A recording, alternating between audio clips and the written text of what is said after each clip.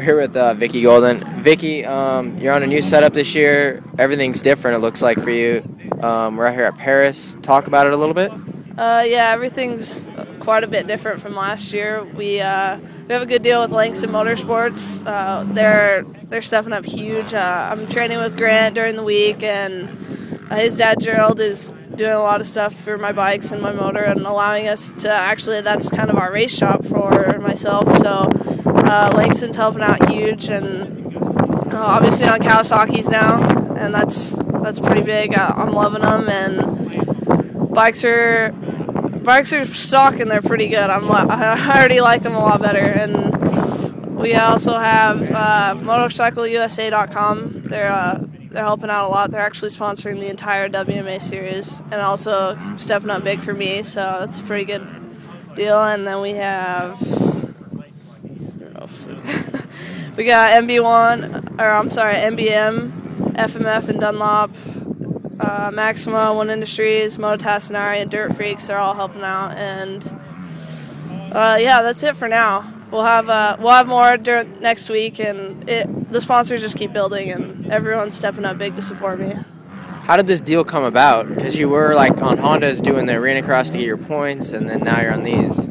The Honda was just kind of my own deal. Like, I originally wanted to race Supercross, but we talked to the AMA, and they suggested I go race arena cross, and I obviously still have a good relationship with the Geico Power Sports team, and they helped me with the bike and put all my stuff on it and went and raced arena cross.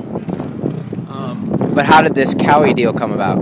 The Cowie deal was just thanks to Langston's, and I get a little help from Cowie just to I obviously did press and promo video with them, and just kind of doing some fun stuff like that for PR and stuff. But mainly just Langston's just doing a big huge job for me to help me out. That's cool. Are you flying to every race, or how are you getting there, and what's going on at them? I think we'll just drive up to Hangtown, and then it's still all in the works. I mean, we came in late, but it's better than nothing, and we're still working all the bugs out, so we're still getting all the extra stuff dialed in. But obviously, we're doing all of them, so we'll figure out how to get there.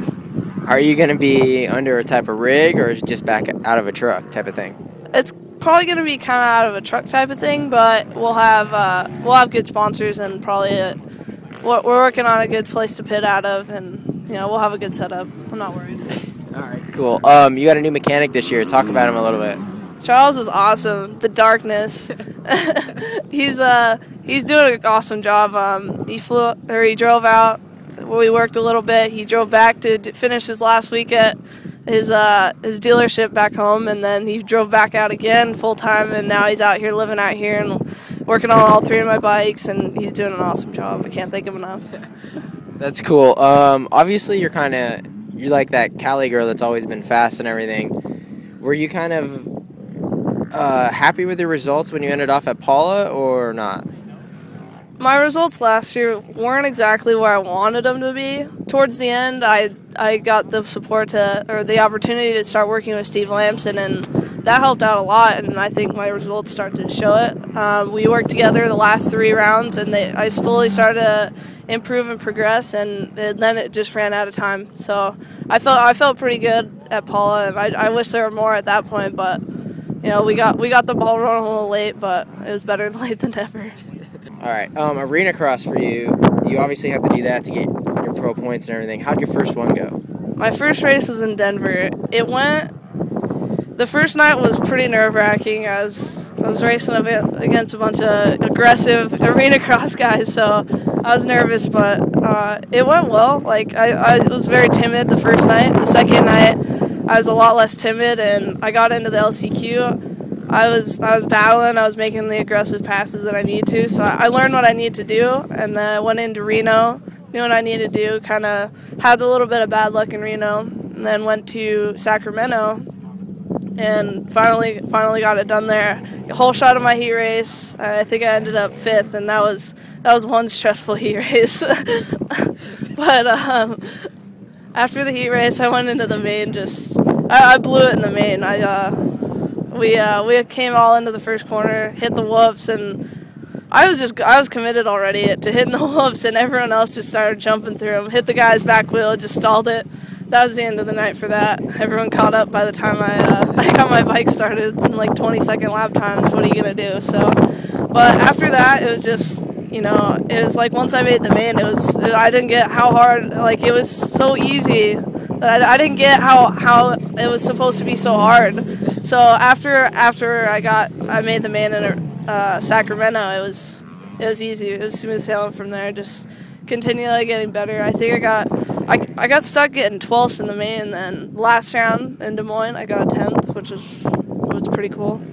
So I'm looking forward. I didn't get my points, so I'm looking forward to going back next year, seeing if I could either continue with like the tough team or get some help from the Babbitt team since I'm on Cali. So it's still up in the air, but I still really want to commit myself, see if I can get the support to do the full lights class, the entire Arena Cross series, and then in the perfect economy, I would love to be able to spend the money and go race Supercross. But if I get the support and if I do well, then that's the plan, is just to transfer straight over to Supercross. So we'll see how it goes.